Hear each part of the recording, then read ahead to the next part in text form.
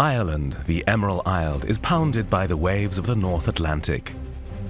But that same ocean makes the climate mild and the land fertile.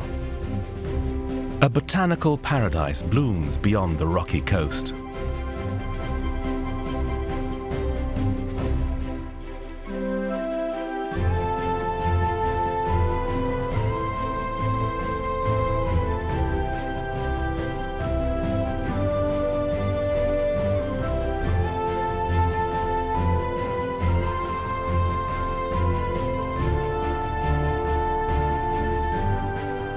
Ireland's gardens reflect the centuries of rule by England. Lismore Castle in County Waterford still belongs to an English duke. Its park is open to the public.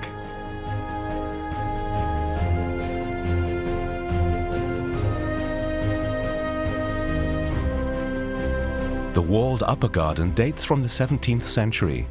Paths are bordered by flowers, shrubs and hedges, all laid out with geometrical precision.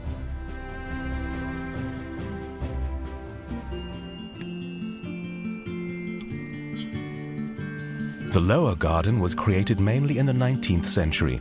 It's less formal and artfully offers romantic views.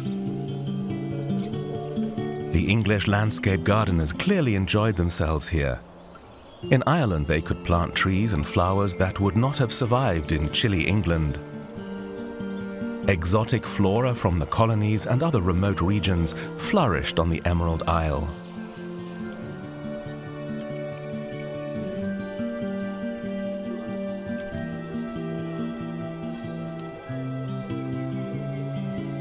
The warm Gulf Stream made it all possible. It makes the climate in Ireland milder than one might expect at these latitudes. Canada is much colder in winter.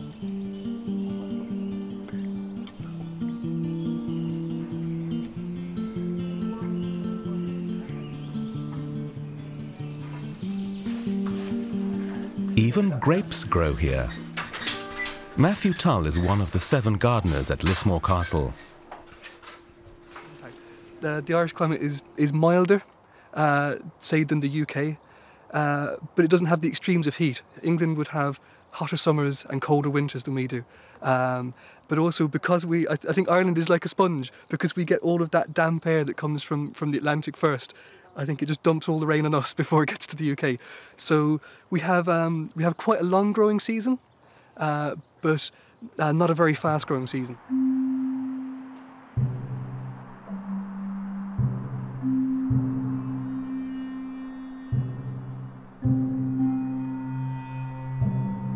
In the lower garden, there's a very old avenue of yew trees. Edmund Spenser is said to have written The Fairy Queen here in around 1590.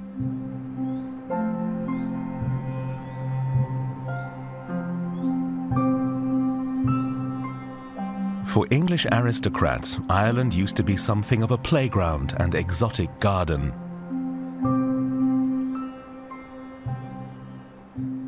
The lower garden is a great example of that. The lower garden was laid out in the 1800s, and at that time many of the wealthy English families were sending plant hunters out to Asia to find new plants.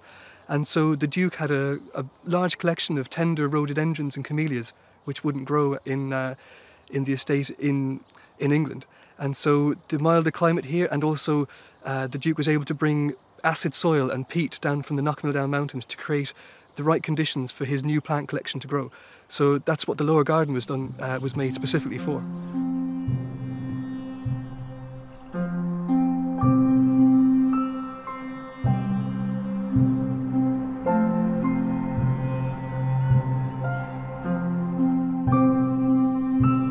Lismore Castle Gardens aren't just a place for recreation and reflection, they also serve a very practical purpose.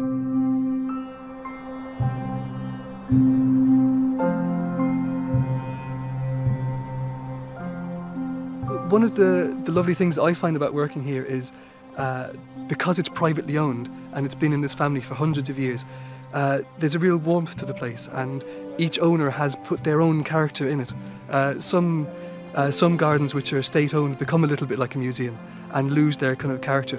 But this garden has been used for cultivating vegetables since the 1600s, and the layout has remained mostly unchanged. And so it's a working garden, and all the vegetables we produce get used. They get used in the kitchen, in the castle, and sometimes we provide to restaurants in the town as well. So it's very much a living garden and a working garden.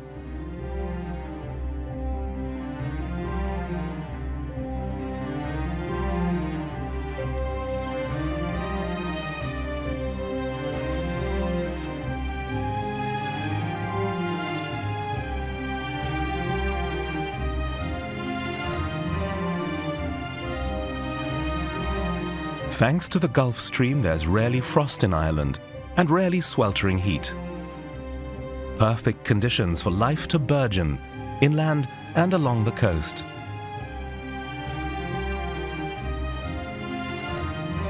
Off to County Cork in the southwest.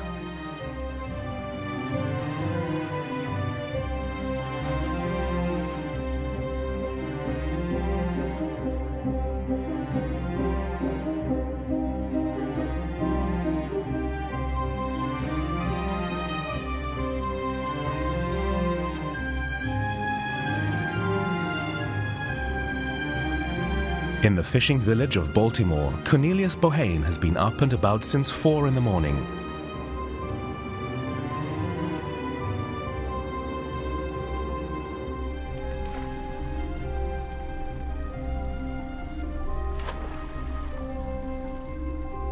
He lives from the sea. He's a shrimp fisher, like his father and grandfather before him. But times have changed. For 10 months of the year, Cornelius works on a large commercial trawler with huge drag nets. It's almost impossible to make any money with a small traditional fishing boat. Except in late summer, when it's time to harvest shrimps, right here in the bay.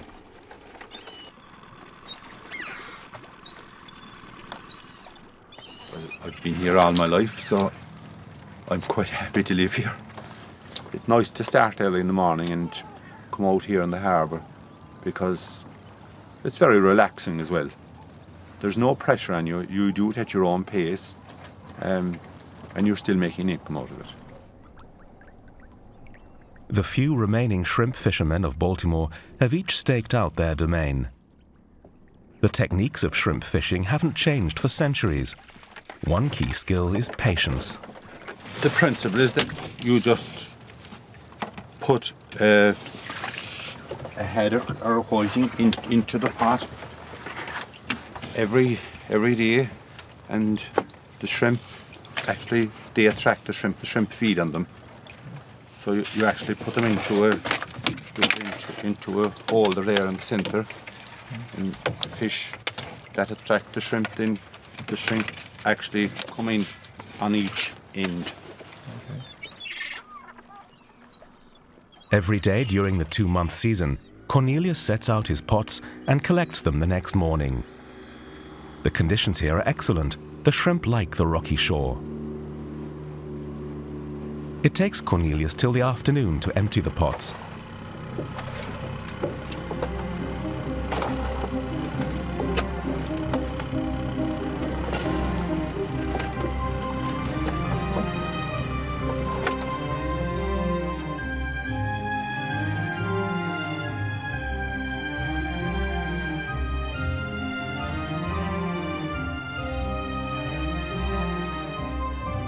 The vegetation is lush in the south and southwest of Ireland.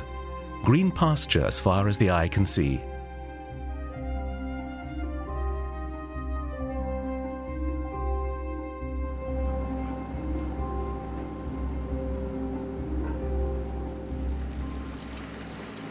Ireland is famous for its delicious milk.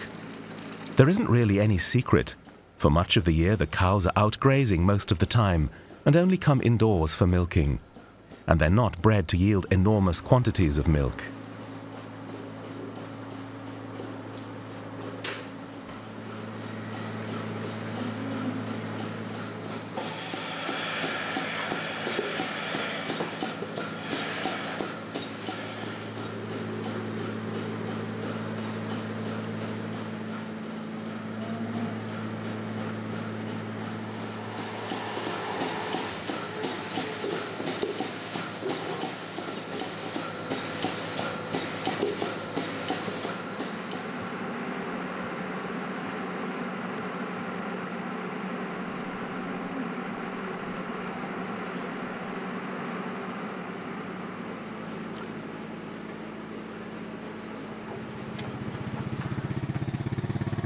farmer Tom Ferguson has 110 milk cows.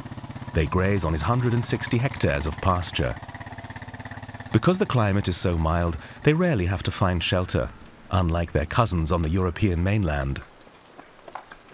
The plentiful rain ensures the grass is lush. It's not surprising that their milk is tastier than that of cows who live in a shed.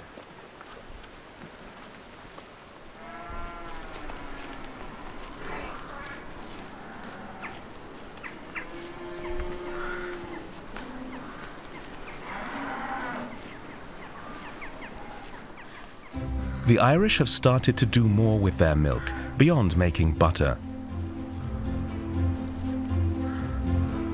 Tom Ferguson and his wife Giana are pioneers in making artisanal cheese.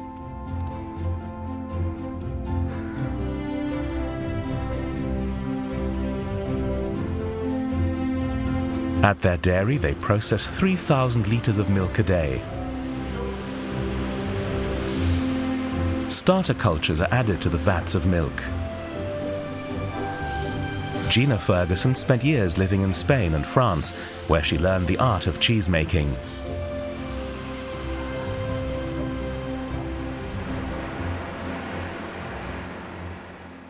I married a cheesemaker.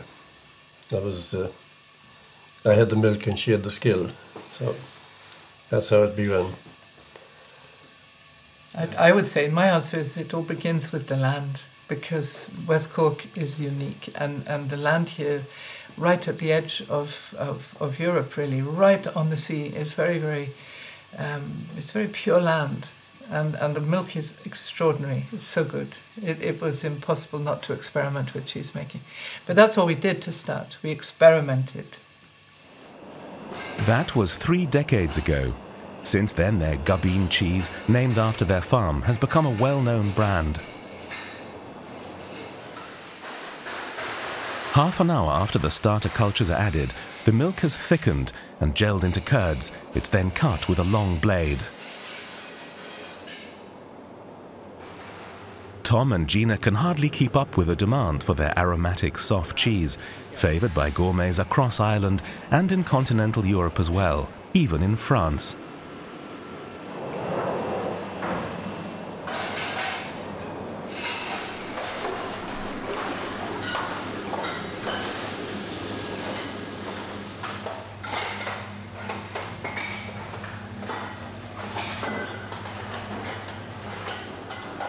The curds are then placed in moulds and weights put on top to squeeze out the whey.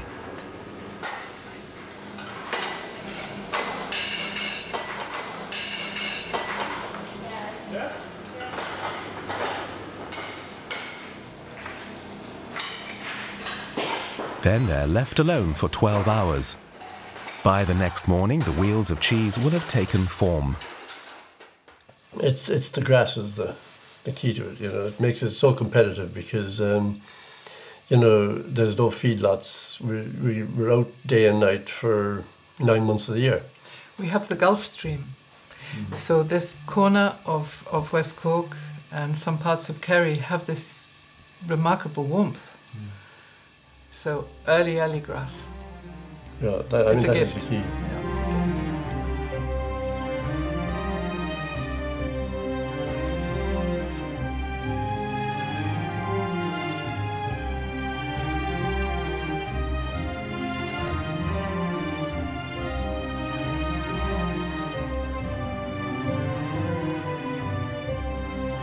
Back to the Bay of Baltimore.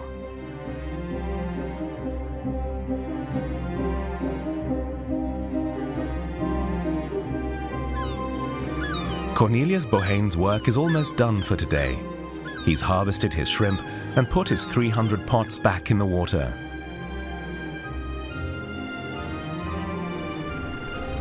The seals are used to seeing him pass by.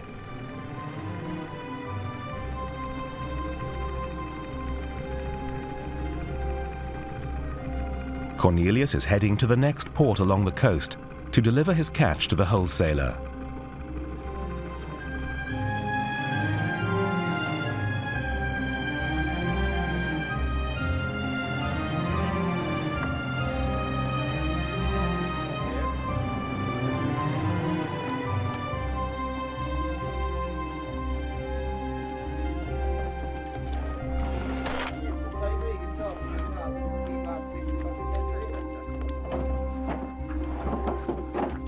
It's been a good day, the pots were full. 41 kilograms of shrimp. Cornelius gets between 13 and 16 euros a kilo.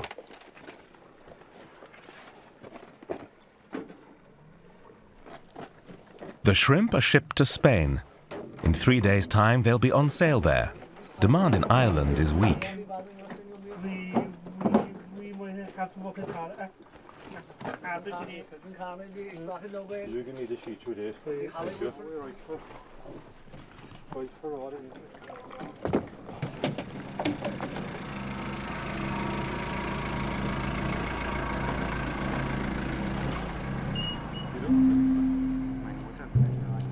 Now Cornelius can really call it a day.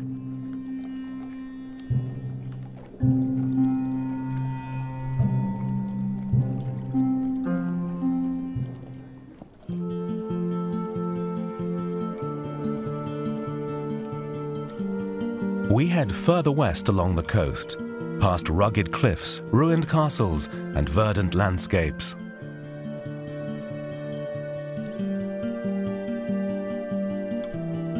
This corner of Ireland is particularly exposed to the warm Gulf Stream. It's the perfect location for a bold botanical experiment.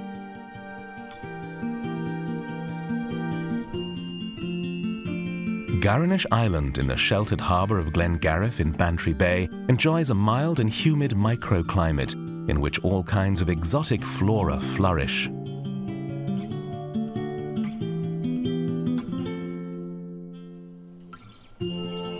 The Italian garden is the centerpiece of the small island. Many of the plants and trees come from the Mediterranean and even hotter regions.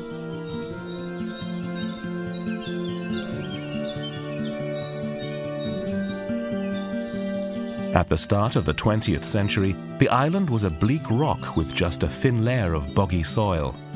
Then a Scottish businessman bought the island and commissioned the English architect Harold Peto to turn it into a splendid, lush garden paradise.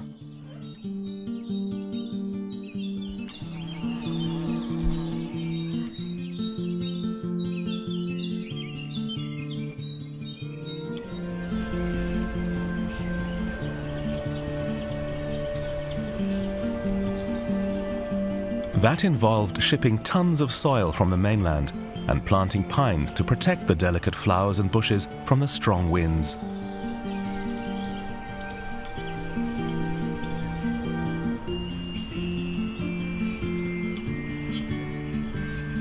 Garinish Island, which now belongs to the state, has become a major attraction.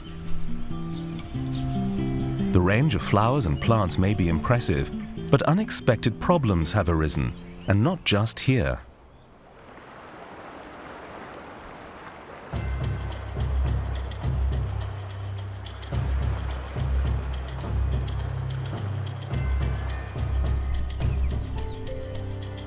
Some of the non-native plants spread rapidly, especially the common rhododendron, which is native to the Iberian Peninsula and the Black Sea region.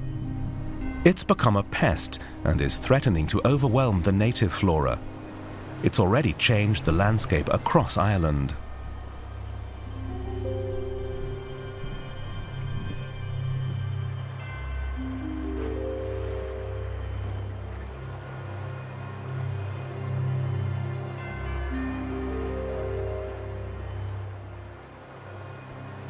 Competition among species can be found everywhere, but here on the southern Irish coast, the various contenders have staked out their claims with considerable success.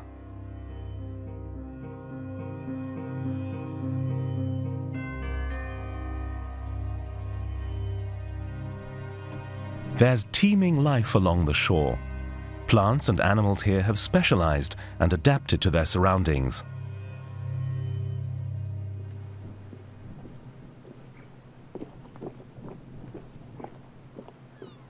The marine biologist Tom O'Byrne has been conducting research here for years. He's fascinated by this vibrant microcosm. Oh, there's so much life here. But the point is that it's hostile to quite a lot of different forms of life, all right. But the forms of life that chose to live on the different zones have perfected themselves to live happily in those zones with no competition from other forms of life. And competition is one of the great problems on the land, where things are always struggling to get to the light and they're trying to flatten each other out, and there's a struggle. Here, the forms of life, as they emerged from the sea hundreds of millions of years ago, about 400 million years ago, they found themselves a niche and they established themselves there, and there's no competition.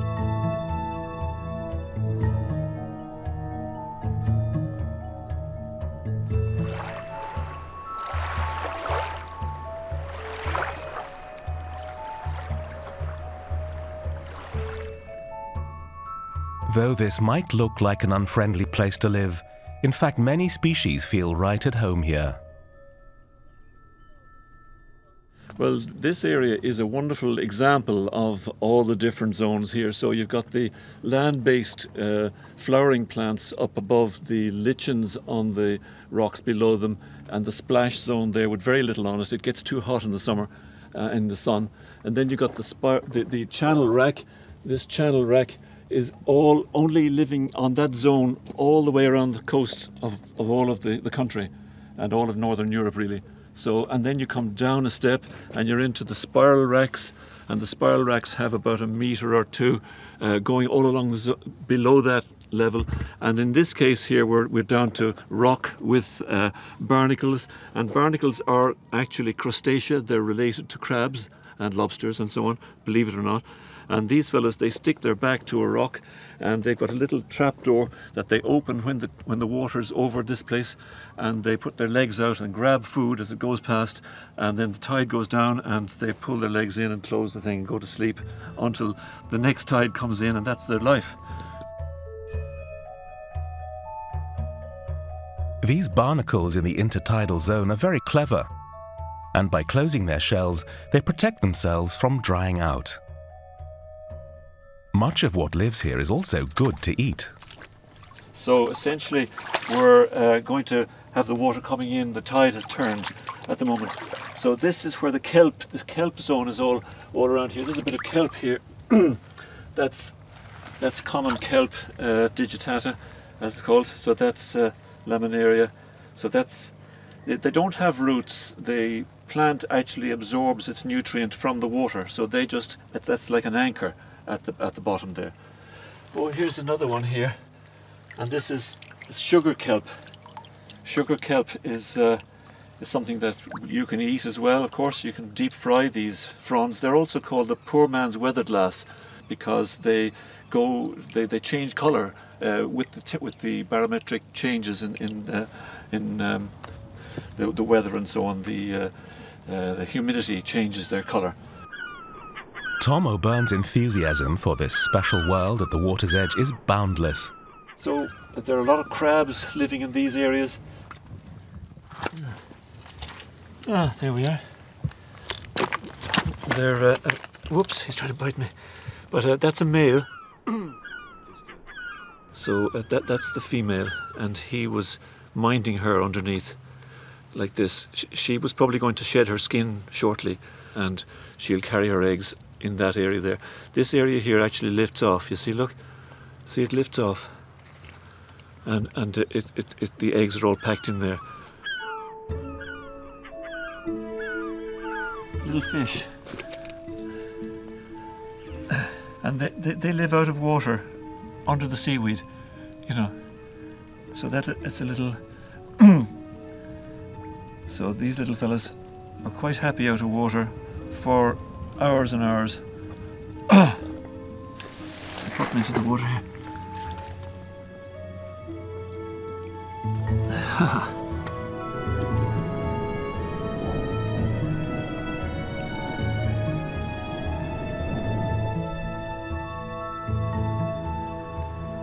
The tide is coming in, and soon this colourful microcosm will disappear from view.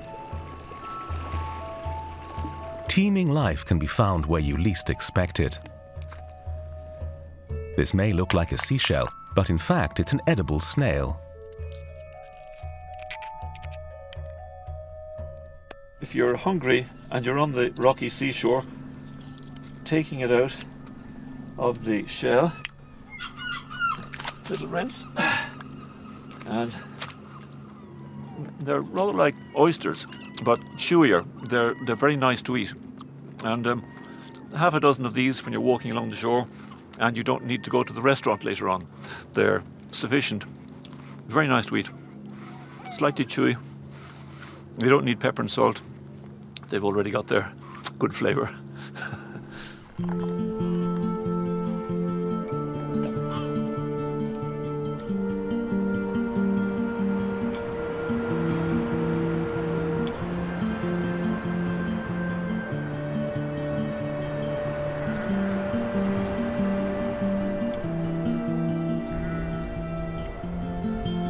We're back at Tom and Giana Ferguson's farm.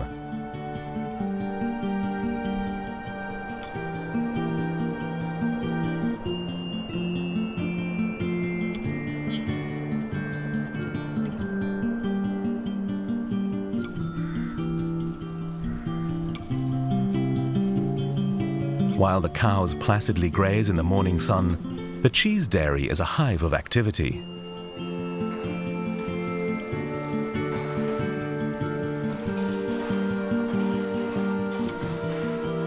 Overnight, the whey has drained out of the curds, which are now firm and can be tipped out of the molds.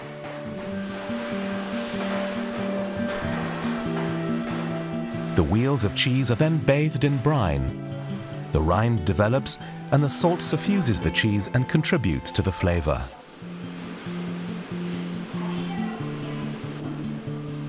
Giana and Tom have been perfecting their cheese-making skills for 3 decades now. Right from the start, it was more than just a business venture. What was missing out of Irish culture? We had the poetry, we had the painters, we had the theatre, we had our culture, but we didn't have a food culture. And for reasons that I'll leave you to imagine, when it happened, there were 4 or 5 of us back in the mid-70s making cheese for our own reasons in parts of West Cork and Kerry. And this was really just immediately accepted. So it was accepted, it was welcomed. It was the piece of the puzzle that was missing in Irish culture, Irish food, real Irish food. Yeah. The Fergusons now make 3 tons of cheese a week. Each cheese is washed with brine and white wine every day for 2 weeks. That creates the distinctive aroma. And all kinds of people enjoy Gabine cheese nowadays. Driving tractors, Yes. that have huge cheese sandwiches. Fishermen going off to sea. Yeah. Children now going to school And have then their sandwiches too. Very posh dinner parties on the other side. And you know, the White House. Every Patrick's Day, Gabine goes to the White House. We have a very strange client base. Irish dairy products enjoy an excellent reputation, and clearly not just at home.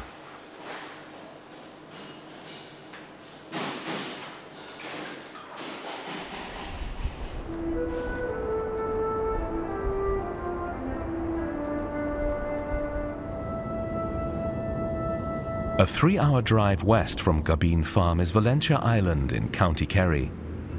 The Atlantic Isle is the westernmost inhabited place in Ireland. It's windy and the climate is bracing.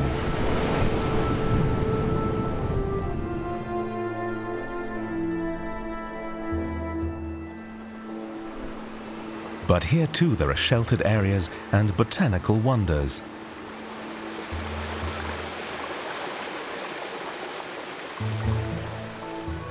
In the gardens of Glenleam House, the plants and trees come from Japan, Australia, New Zealand and South America. This Chilean myrtle has attained record dimensions.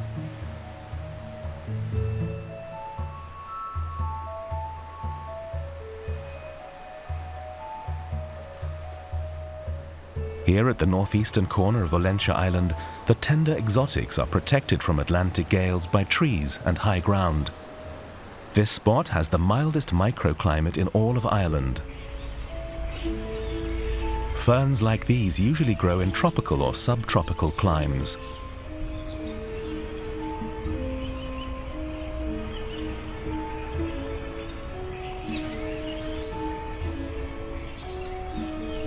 a jungle of Tasmanian tree ferns, the tallest in Europe.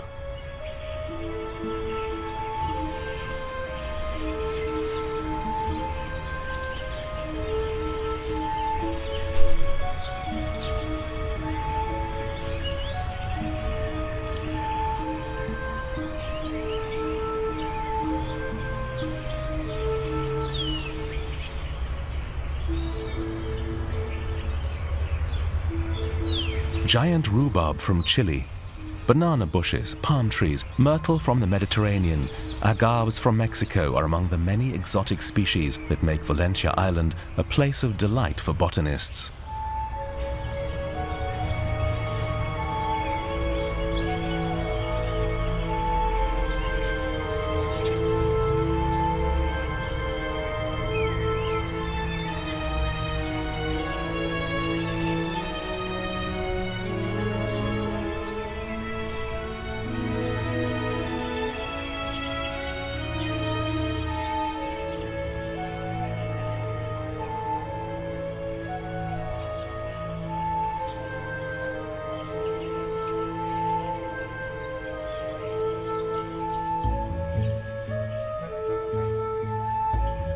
It's hard to believe that this luxuriant subtropical jungle is located on a windswept Irish island in the North Atlantic.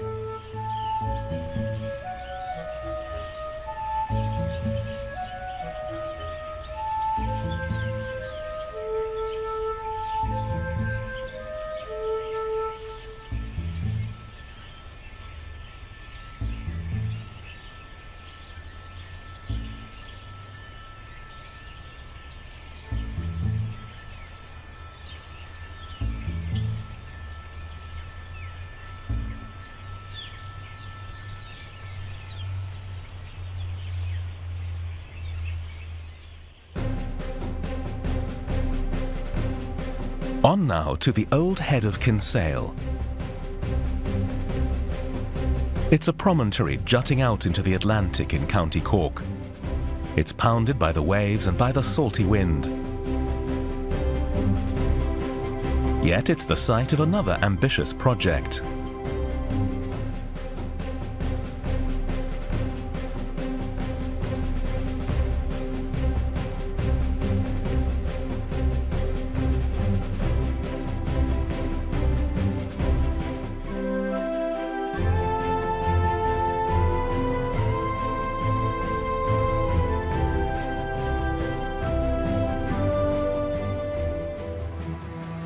A spectacular and exclusive golf links has been laid out here. As a consequence, access to the headland has been restricted, which has led to protests by local people. The location presents the greenkeeper Neil Deasy with special challenges. It's his job to keep the course and the grass in perfect condition. Every day he checks the fairways, the grass and the soil.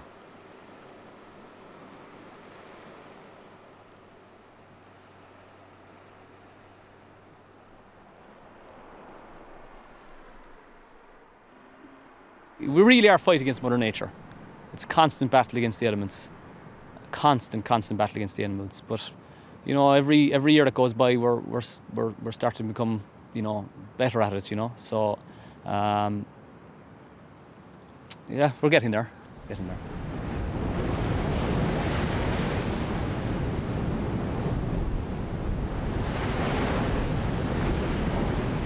In stormy weather, crashing waves and strong wind send salty seawater up onto the golf course.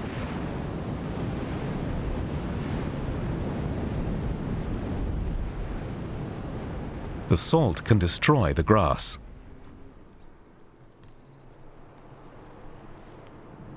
Neil checks the salt content of the earth every morning.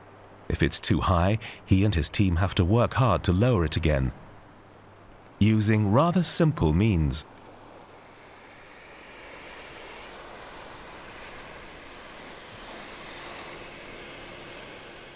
Water, just basic water. And just try and flush that salt through the root zone, get it down through the sand and the greens, just moving out of the drainage. And that's our best tool here. You know, if we get a salt storm coming off the ocean, If it's raining with that salt storm, it's not too bad.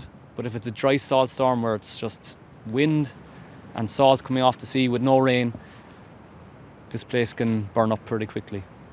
So that's our greatest ally is water.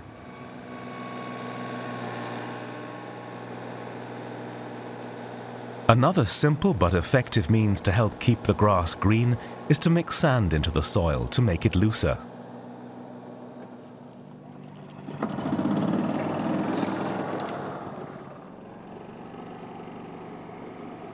The greenkeeper has 72 hectares to look after.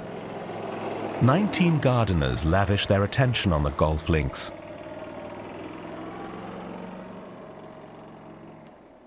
That's a lot of work to keep the few golfers happy who can afford to play here.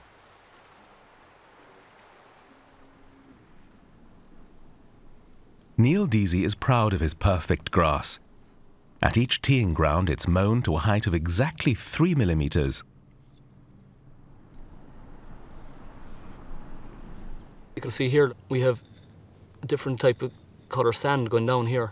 And what that actually is, it's a core hole. It's an area where we took out a core, or we aerified the green, and we put on a layer of sand, and the sand has worked its way down into the hole.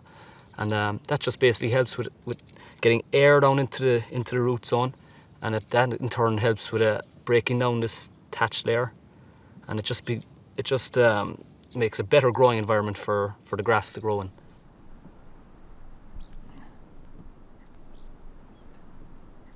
Happy with that. I think it's a good sample.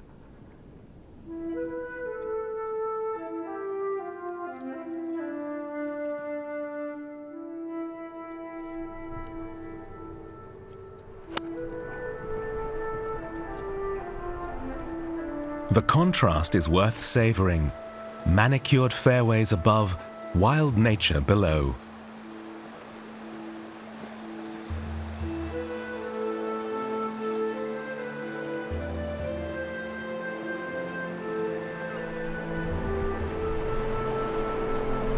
Rare species of birds nest in the rocks, and grey seals have plenty to eat here.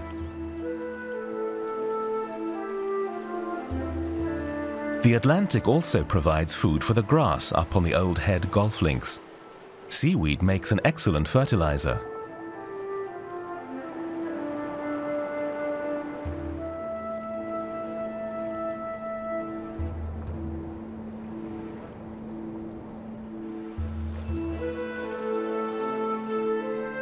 It's rich in nutrients such as nitrogen, potassium, phosphate and magnesium.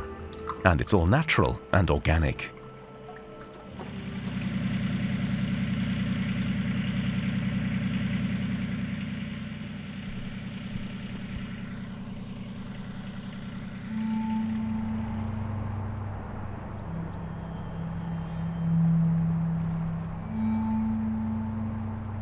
So it all comes together. Nature maintains the artifice of a golf course on a rocky promontory in the Atlantic. With water, sand and seaweed. The result, perfect lawns and fairways.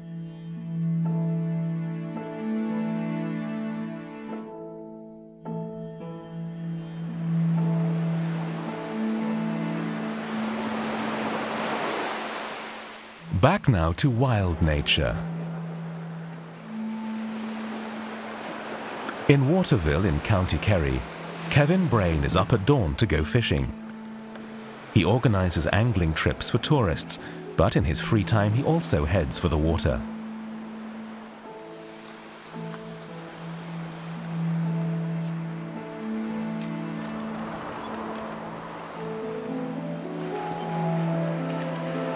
This is a good spot for sea angling. Cold water from the north meets the warmer Gulf Stream. So both cold water and warm water fish congregate here, about 80 species in all, and the angling season lasts well into autumn.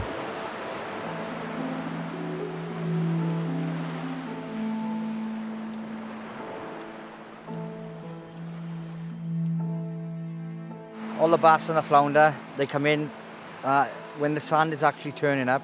They come in looking for small crustaceans like little shrimps and worms and bits of razorfish, anything that's floating around. So they would be in rather shallow then, see. So conditions are not the best, but we'll give it a try. It's, I prefer it with the bigger surf, yeah. For the bigger surf, it'd be much better. The fish stay out that little bit deeper and a little bit. They're afraid to come in as well because birds up above can come down and get them, like so. The fish only come close to shore when the surf is up. When the water is calm, they stay away. So Kevin moves to a better spot.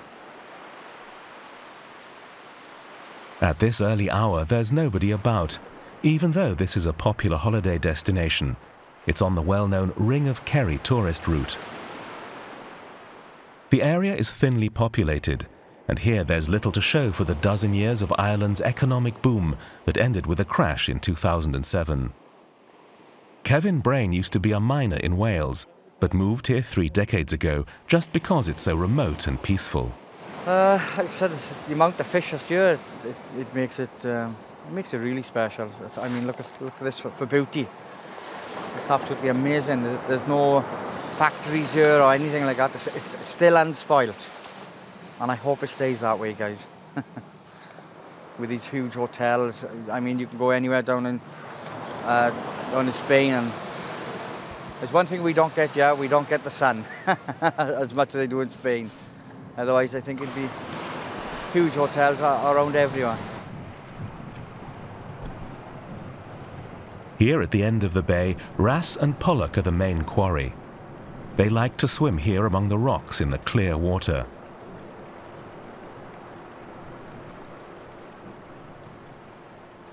In recent years, the fish populations have been changing, and that's because of global warming.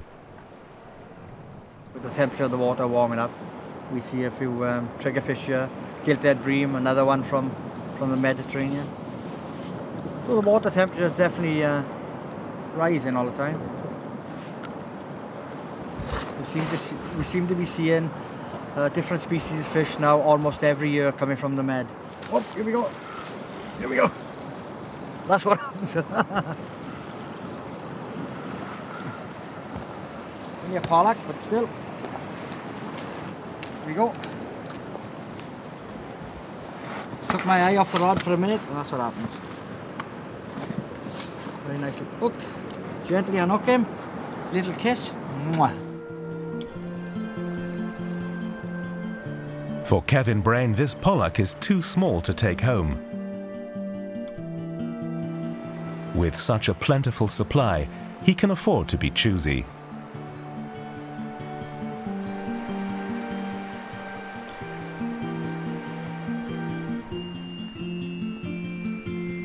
Back to Gubbeen Farm. After the cheeses have been washed and turned for 2 weeks, they're left to mature for a further 4 weeks.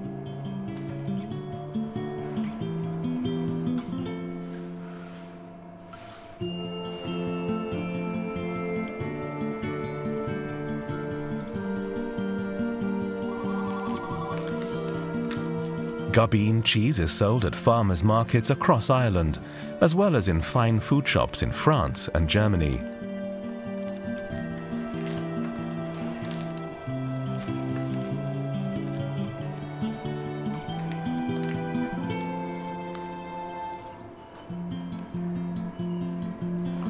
For the Fergusons, making cheese is more than just a business. It has to do with the fertile land and their sense of home. Almost everything they eat is sourced locally, from their own farm or their neighbours. A lid, that'll be like a table. That'll wait deep barrels.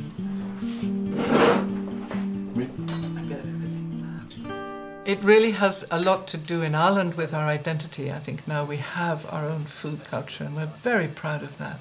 I think at last perhaps Europe is aware that we do have a vulnerability in our food cultures. If we don't fight to save them, we'll all be eating turkey nuggets. We need to be careful of these little foods, and I think there is a sense of protectiveness all across cultures now, and certainly across economies.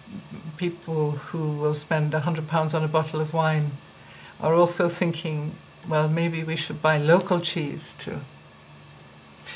It's a nice time to be a small farmer. The Fergusons are part of a gentle food revolution, and the revolutionaries are small farmers. Slow food, authentic and local, makes perfect sense where nature is so generous.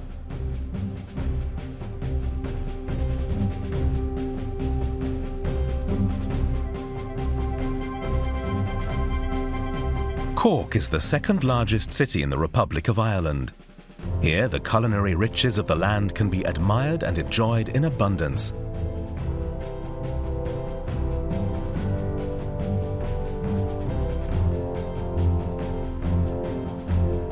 Ireland's delicious butter is exported around the world from Cork. And in the municipal market hall, the English market, you can find anything worth eating that's produced or grown in Ireland. The impressive Victorian building has been beautifully refurbished. Tasteful and traditional. That holds true for the hall and for the wares on sale. No, he's younger.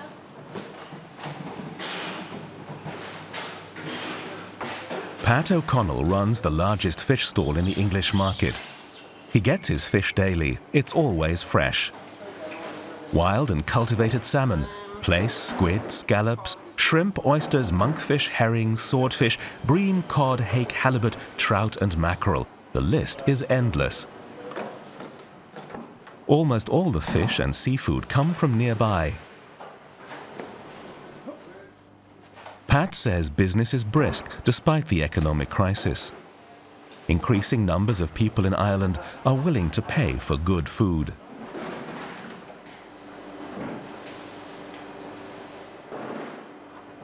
And things really took off when Queen Elizabeth II visited his stall and Pat was in all the newspapers. I'm second generation. This is my daughter Emma, who's third generation obviously. 50 years ago my mother started with 10 feet of a frontage and we've grown it into what you see there today. That doesn't happen without hard work. That doesn't happen without passion. So you take an awful lot of pride in what you do. It's a bit special in here. There's a lot of history in this market. There's a lot of character. We're very proud of the foods that we do in Munster and that we do in Cork. Irish people haven't always been proud of their culinary traditions. Ireland has at times been very poor, and the resources to create an elaborate cuisine weren't available. In the olden days, the English market was where the more prosperous townspeople went shopping, among them many Englishmen and women. Poorer people went to St. Peter's Market, which became known as the Irish Market. Nowadays, it's all different. Irish beef, locally grown vegetables, and all kinds of dairy products are in abundance.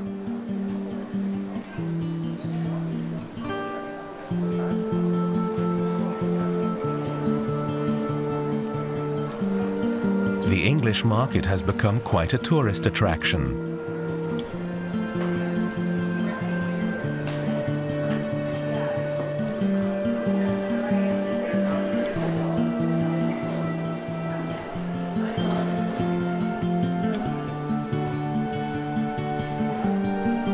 Of course, Gabine cheese is on sale here too. I mean, I reckon that Ireland has some of the best food in the world. No, maybe exporting-wise, the best of it didn't go abroad for a long time. I think now it is. There were times when the packaging and the icing and all that didn't have to be fantastic because in a lot of cases they thought it was only going down the road. When you're sending it to Europe, it's a different ballgame. It's got to be packaged differently, it's got to be prepared differently. And I think, you know, we've learned a lot from that. But with regards to the local market, there's always been fantastic food in Ireland. Fantastic selection of food in Ireland. But we've tended to keep it to ourselves. Now we're sending a little bit of it abroad, you know?